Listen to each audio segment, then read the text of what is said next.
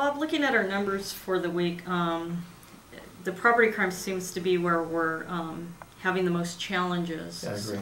So we're talking about stolen cars, burglary from motor vehicles, and property theft in general, correct? Sure, that's right. All right. Oh, hi.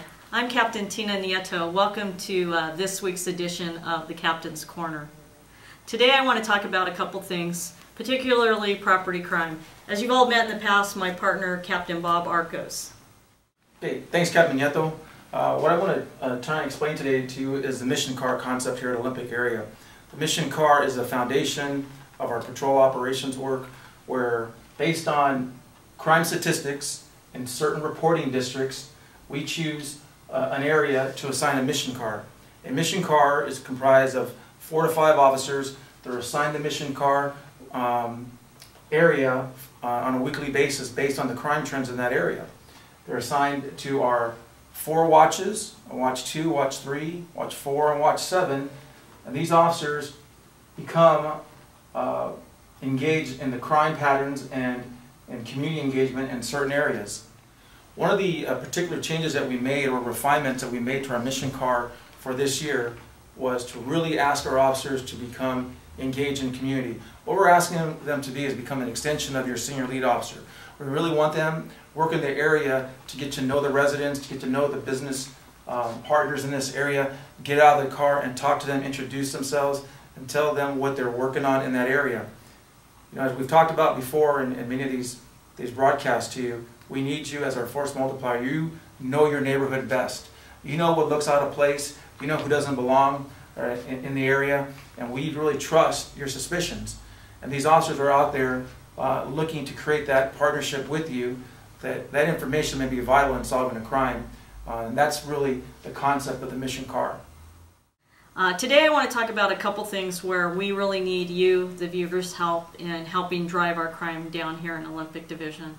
Particularly, we're talking about what we call property crimes, stolen cars, things being stolen out of cars, and obviously property crimes where we're talking about thefts where items are just being left unattended and somebody's walking off with them, or items are being taken from you, the viewer.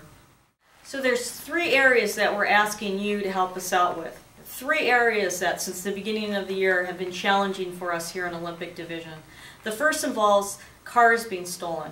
If you take a look over here at the map, you'll see that in our southwest corner, if you live in this area, what we're asking for you to do is to make sure that you secure your cars parked in well-lighted areas, and if you see anything suspicious, please let us know. We will send a car out, we will investigate. The second area that's been challenging for us since the beginning of the year is burglary from motor vehicles.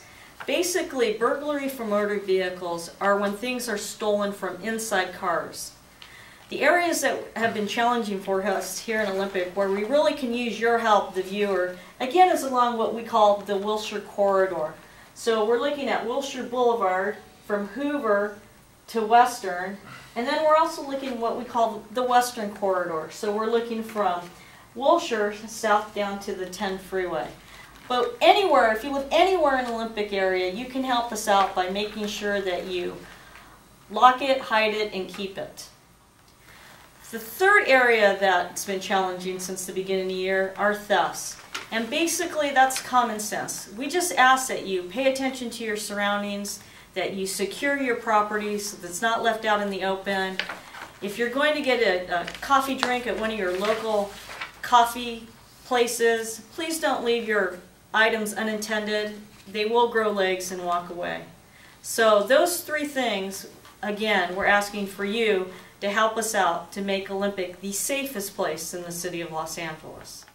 And finally, I'd like to thank some of our community members and community groups for supporting the men and women of the Los Angeles Police Department, especially Olympic Division. With that, a shout out to St. Sophia's and congratulating them for opening their brand new community center. It's a beautiful state-of-the-art facility, and may they have many years of the community using this to their betterment.